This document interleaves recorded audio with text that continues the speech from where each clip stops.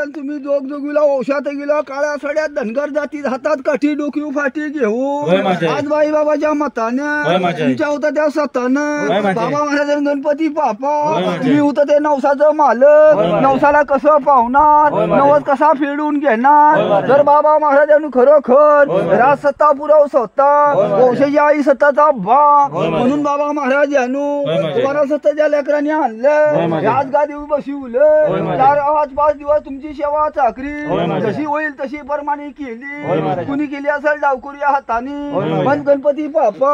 तुम्ही 4 जण मिळून एका ठिकाणी बसला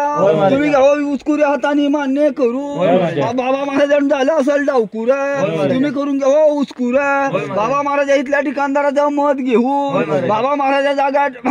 राटेश्वराचं मत घेऊन रवळनाथाचं मत घेऊन आकाराचं मत घेऊन बाबा महाराजांनू ज्यांचा नवस असेल त्यांचा असं म्हणणं हा आज वर्षा दिवशी बाबा महाराज तुमचा नवस फेडू पण बाबा महाराजांनू मोठ्या बवळ्याचा झुला तुमच्या ह्या जळावं लागल झुला सोडू नका नाव आपलं बुडवून घेऊ नका माझी होती ती जिबवा कापू नका हात पुढे गेला म्हणून हात तोडू नका बाबा महाराजांनू पण तुमचा सत